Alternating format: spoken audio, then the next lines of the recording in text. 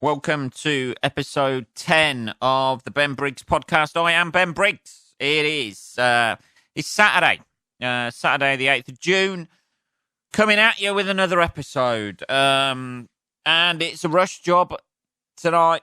Oh, I know. It's a rush job tonight. It's 11:15 at night here in the UK, England, Europe, just about still Europe these days. It's late, people. I've left it to the last minute. I'm essentially doing what I did in my exams, doing what I did with everything at school. Just a rush job right at the end. So, sorry about that if you've been waiting for it today. It's coming out literally just about on Saturday. Basically, not even basically. I've been to a gig. I was just distracted there. My mate's calling me on my mobile. Fucking hell. 11:15 at night. Sounds like woman problems. I'll give him a call back in a bit. I've been at a gig. I opened a gig tonight in Stoke-on-Trent. Burslem, actually, which I don't know if it's an area of Stoke-on-Trent or something like that. But it's Ruffle Comedy Club. Roll on floor laughing. And, I was opening that tonight. So I've literally just got back, managed to just open a beer up. And, I'm rushing this like fuck. I ain't gonna lie to you. Gig was nice, though. Even better about the gig, even though it took about an hour and 45 minutes to drive there, it was an hour and 45 minutes back as well. And I just missed.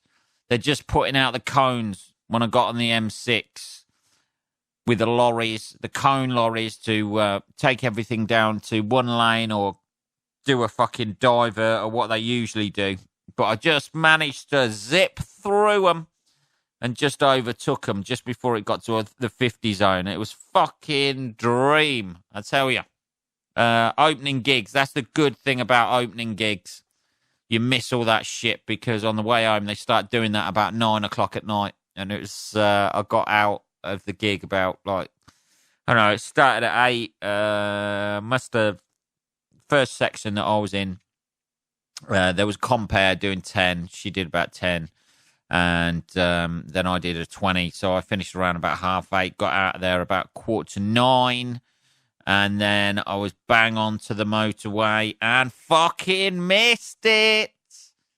Ah, dear, missed it. Let's have a little sip of this beer. Sorry about that. I need to chill out now. That's it. Bottle of Budweiser as well. Other beers are available, but the gig was nice. It's in a nice little.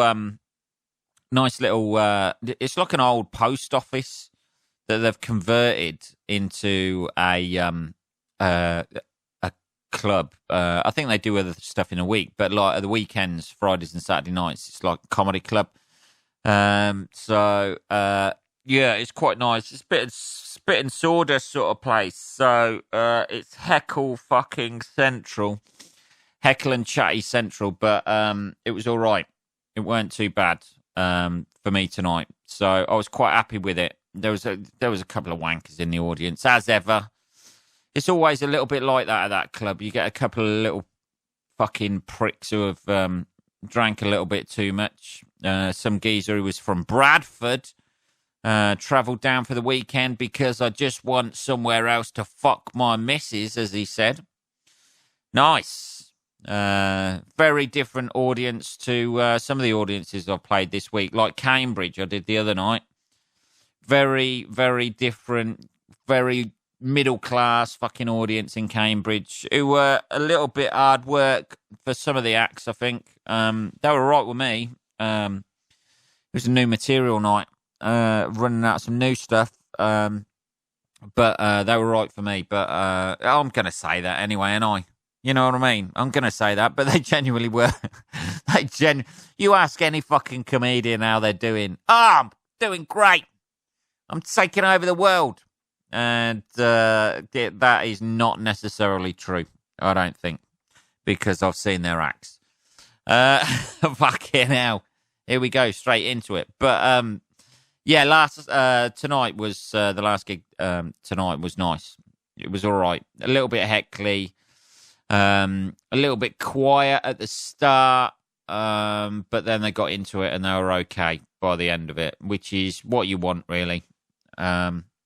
Nothing too dramatic happened. But that guy was a little bit cunty. There was a chatty woman on the front row as well. I think I asked her something and then she just wouldn't shut up. And I don't know. I think I threatened to hit her. I asked whether it was appropriate in 2019 to hit a woman with a mic stand. It was a low. That was a low point. It got a laugh, but yeah, that was the low point of the gig. I've got to stop threatening people at gigs. Just traveling the country, threatening audience members to shut the fuck up. Jesus, just let people do their thing. I don't know what they get out of it. I don't know what the best is going to happen. What they expect is the best that's going to happen out of fucking heckling a comedian. But they do it. It's the old bravado, the booze and the fucking insecurity. The geezer from Bradford was obviously there with his missus, so he wants to be, he wants to put on a good show for her, doesn't he? And it's like I've chatted to before. It's a bit of the alpha male thing there. But, you just combat that with being extra cunty to people. You've got a mic. You've got a microphone and an amplification system. You should be able to handle that, But it wasn't too bad. It was all right. And I see a couple of acts that I haven't seen for a while. So we had a little bit of a chat backstage, which was nice. And then I managed to Joe Cool it all the way home, missing any diversions. I still hit the 50-mile-an-hour zone, which, oh, Jesus, it goes on forever on the M6. There's two of them from Stoke all the way down to Birmingham, and then it stops for about 10 miles, and then it starts up again. Jesus fucking Christ. It's, so it's the bane of a comedian's life, that is the 50-mile-an-hour zone, especially this time of night when you're sort of like drifting in and out of things. And you got that come down after a gig of the adrenaline rush, and then you hit that bit where you get fucking knackered, and you just like you hit the 50 zone, and then you just start drifting towards like the left hand side of the road into the barrier, and every now and again you just boom. Shake and wake yourself up when you hit the rumble strips. That's what they're there for, I suppose. That's what they're there for. But it's been all right this week. Gigs-wise this week, it's been okay. Ran out of a bit of new material earlier on in the week. Actually, I did no material at all in Peterborough. There was a very small audience, and it was nice just to have a chat and piss about with them, to be honest. That was a fucking nice gig. And got a couple of nice gigs off the back of that gig. And then Cambridge was tricky, but they were all right. They were just apathetic. They were just like, that is the fucking kryptonite for a comedian, that is an apathetic audience.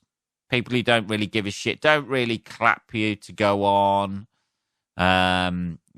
Just don't really want to talk if not that I ask loads of questions to the audience or anything like that, but it's nice to have some sort of fucking response. If you throw out a rhetorical question that seems like, there's a fine line being a comedian between having no response to like a rhetorical question that you're asking and like too much of a response. If anything, it was a yin and yang situation between that gig in Cambridge and the one tonight in Stoke-on-Trent, where you've got like in Cambridge where you just like you just couldn't get anything out, a response out of the audience, and then tonight you just couldn't get them to shut the fuck up, and then going on to tangents, and because they've got a fucking Stoke-on-Trent shit gargling accent that I believe I described it as this evening. I'm not sure.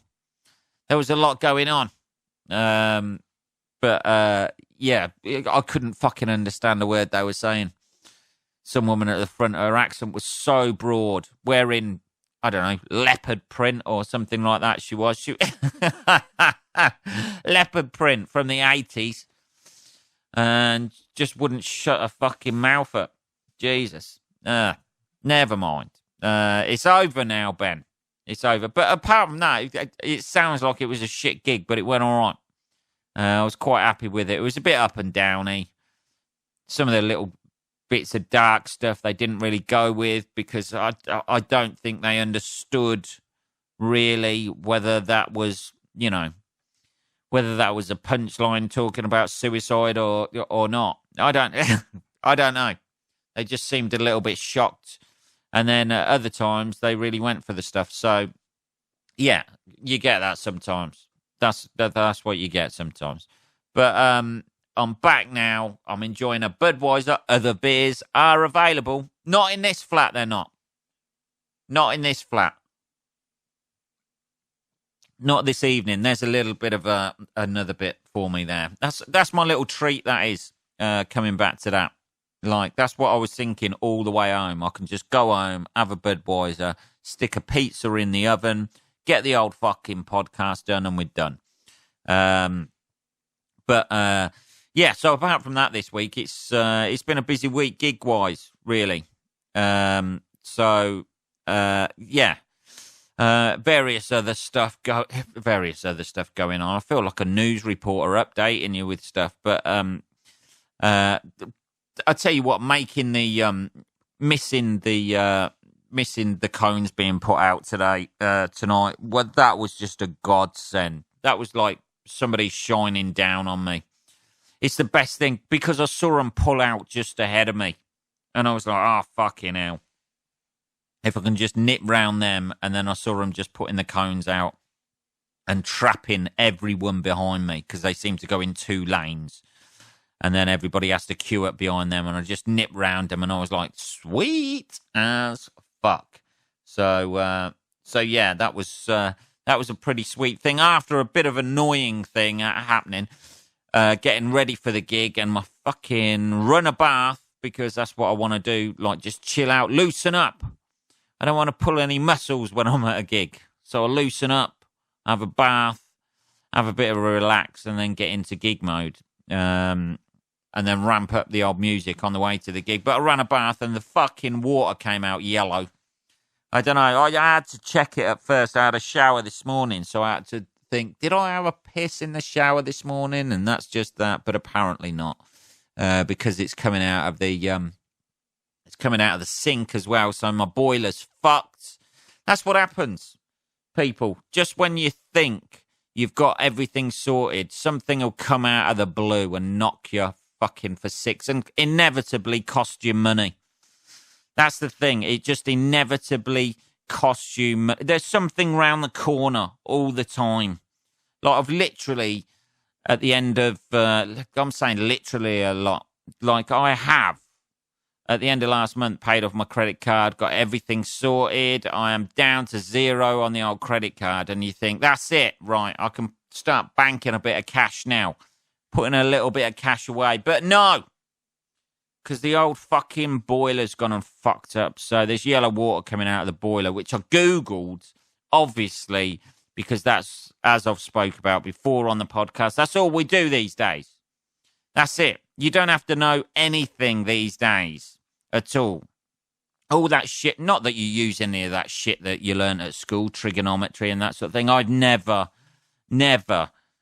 had to, in my adult life, work out the area of a fucking triangle. Half of the shit they teach you at school, you can just, like, forget instantly. School could be cut down to about 5 years, I reckon. That could be it. Just 5 years of school. You learn how to read, write, and use a calculator. That's all you need to know. That's all you need to know in life. That's it. All trigonometry or the table of elements. I know there's probably people listening to this saying, "Well, I can name every element in the table of elements. Well, how has that, unless you're a scientist or something, you know, unless you're a scientist who's working with chemicals, you're going to need to know that shit. You know, first day on the job, you're going to need to know that shit, aren't you? I imagine that's the test. List all the elements on the table of elements. But I've never needed that. You know what I mean? I've never needed any of that shit that you learn at school, or who was fucking... who was Prime Minister after Disraeli or Gladstone or someone like that? You know, I've never needed to know any of that shit, and you don't need to know that shit anymore because you can just fucking Google it. That's what they ought to teach you at school: how to Google.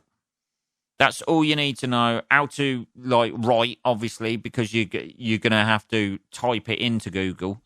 Although you don't even have to spell it right these days, and it'll just, did you mean this? Yeah, I did mean that.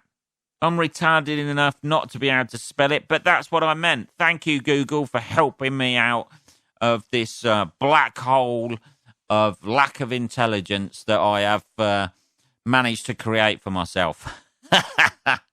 But, yeah, so... I had to Google the yellow water. I thought at one point, oh fucking hell, it's been raining today. I hope the sewers haven't overflown and it's just sewage water come out of there. I still had the bath though. I just want you to know that, because it was even sewage water the way I was today. I was a little bit sweaty after this afternoon. I thought even sewage water is possibly marginally better than my own stinking filth at the moment, so I'll take the risk. But yeah, so it's rust or something like that in the fucking boiler, and then you inevitably ended up googling boiler prices, and then looking at those and going, oh fucking hell, Jesus, I didn't realise boilers were so expensive. They just heat water. It's a fucking, you know, a better version of a kettle, isn't it? You know, you just you're just heating up water there, me old fruit. You know, I don't know why you have to cost about $2,000. So I might have to get somebody in to fix that. That's the way things go, though. You always think, oh, life's sweet, life's going great, you know, and then something's round the corner just to fucking punch you, give you a little rabbit punch in the kidneys. So, a prime example of that was actually on the way to the gig tonight.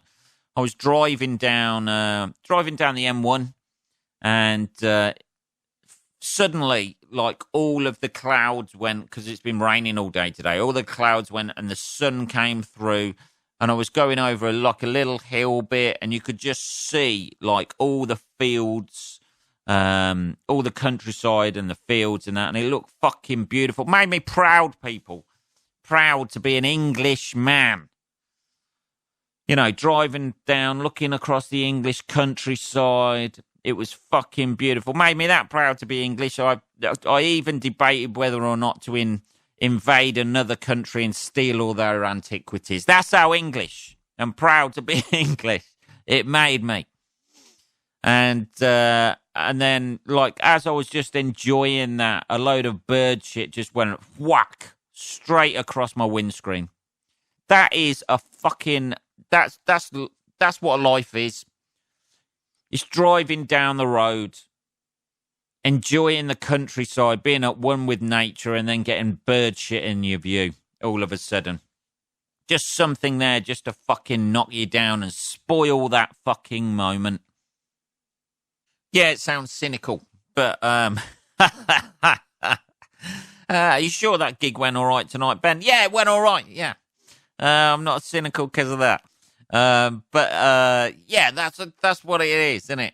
There's always something round the fucking corner just to give you a little fucking kick in the balls.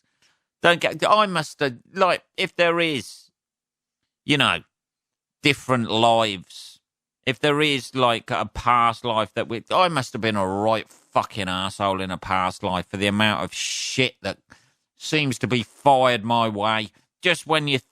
It's like that that quote. I feel like Michael Corleone in The Godfather Part 3. Just when I'm getting out, they pull me back in. That's it. Jesus. There's a film quote for you. That is a very underrated film as well, The Godfather Part 3. Everybody slags it off. But, 1 and 2 were that good, weren't they? 1 and 2 were that good that 3 was never going to follow it, were they? Not with Andy Garcia anyway. Was it Andy Garcia in that? Yeah, it was Andy Garcia. But they were never going to follow it with that anyway, were they? But they had to finish the story somehow. They couldn't just leave you hanging. They've got to take it right to the end of Michael's life in that, haven't they? Anyway, I'm going off on a tangent. So, what things have pissed you off this week, Ben? Well, that did. Certainly did this afternoon. That's for fucking sure. Having my yellow bath and then thinking, hey, it's rust in the system. I don't know if I just told you that a minute ago. It's some sort of rust in the system that's made that yellowy water come out, and it was like, just flush it. You have to leave your tap on and flush it out, or I don't know. I need to re-Google, man. I need to re-Google what I've already Googled. There was a lot of information there. A lot of wasted information, like my school days. Getting back to that, a lot of wasted information. So, I need to fucking fix that now. Jesus, something else, innit? Something else. Last week, MOT costing me money. This week, well, not even last week. Last episode. Maybe it's this podcast that's making these things happen in my life. I might have to be a little bit more upbeat. But things that have pissed me off this week. I didn't watch. I saw an article. I think it was in The Sun or something like that. But one of them trashy, fucking awful red top newspapers. Yeah, it was an article, and let's have a look. Let's bring it up. It was an article, and it was just a fucking. There's nothing like a woman scorned, I tell you. And this is one of those articles. Let's bring it up and have a look at it. I flogged my husband's £45,000 footy memorabilia for just a fiver after he was pictured with a mystery blonde at a match. That's a woman who, let's have a look. A furious wife got revenge on her husband by flogging his 45 grand's worth of football memorabilia for just a fiver after she spotted him at a match with a mystery blonde. That's all in the title. Shelley Cohen, 41 from Warrington, Northern Bird, has been married to Paul, 35, for nearly a decade, but was sick of being a football widow. The stay-at-home mum who spends her life running around after her 3 kids. Only don't have that many kids then, sweetheart. Just say no. She spends her life doing that, which means she probably doesn't work. I know, she might do. Ladies out there, she might work. She became infuriated by Paul always prioritising football. Not by the sounds of it, if he's got 3 kids. He's not always prioritising football. Every now and again, he's looking to get his end away by the sounds of it. The final straw came for Shelley when Paul lied about being at work one weekend. Instead, the business development manager, don't know why that's relevant, unless he develops a business to buy back his memorabilia, went to watch his team, Manchester City, play. Ooh. But he got caught out when Shelley's best friend spotted him on TV. It wasn't Shelley's best friend, let's be honest, was it? It wasn't Shelley's best friend. It was Shelley. Shelley probably thought, oh shit, he's saying he's working at work today, and Man City are playing their last game of the season.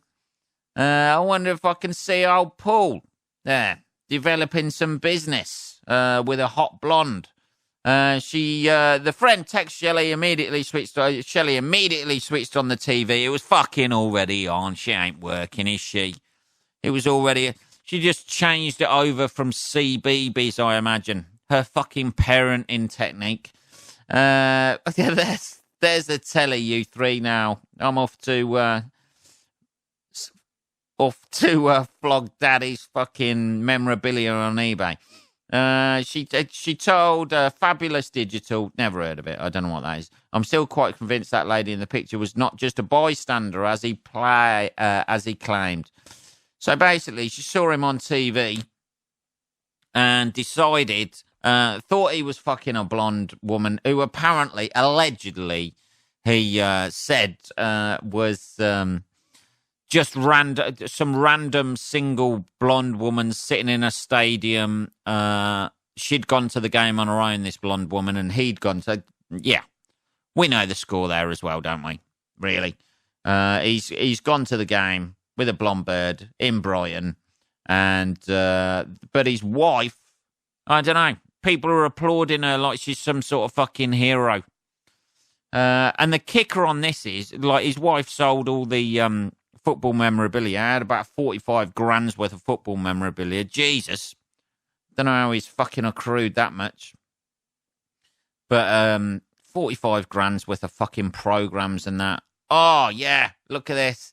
It was 3 generations worth. So he had his granddad's stuff, his stuff, and his dad's stuff in there. Oh, there's stuff going back to, like, the 1940s, 1920s. Oh!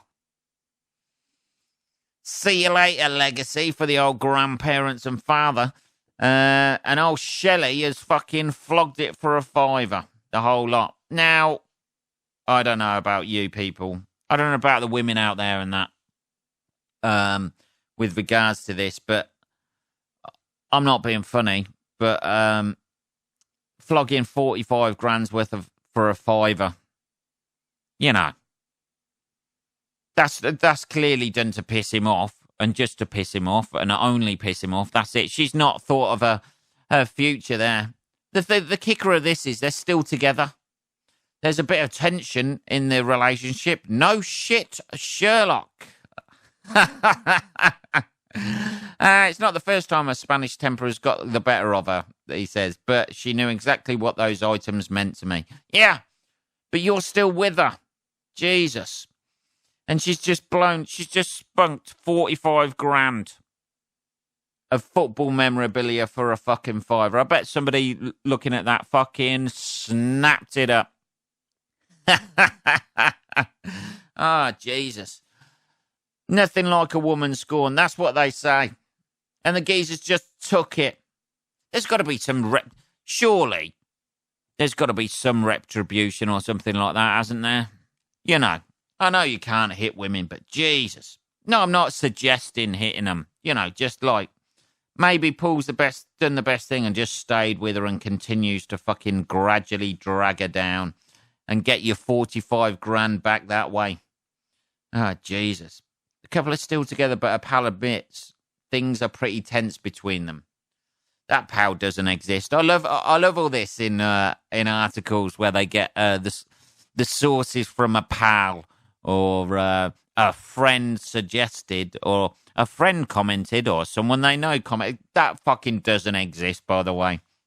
It's just the fucking newspapers looking to put a fucking, like, human angle on it, as if they've got, like, you know, all of the... So they've Shelley's sold the story, and then they've rang up all their friends and said, Shelley, you got any pals who can corroborate this? Well, I've got such old Paul's friend here. Things are pretty...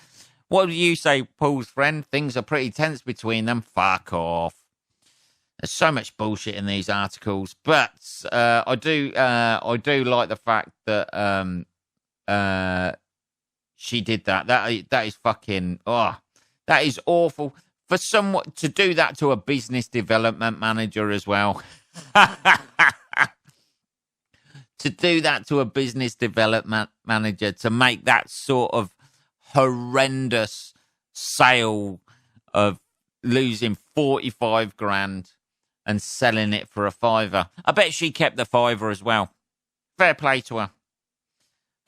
She kept the £5 and then spent it on bleach to bleach her hair blonde so she could be like the woman that there's a picture of her as well. Shelley Gowen was tired of being a football widow. and she's looking very mournful in the picture, as if she's been fucking jilted at the altar. Ah, this is so much shit. Fucking hell, man. That's like half an hour already. Shit. I'm gonna have to start lengthening these a little bit so I can cover some more issues. I seem to be fucking going on a bit about stuff. That is episode 10 done and in the bag.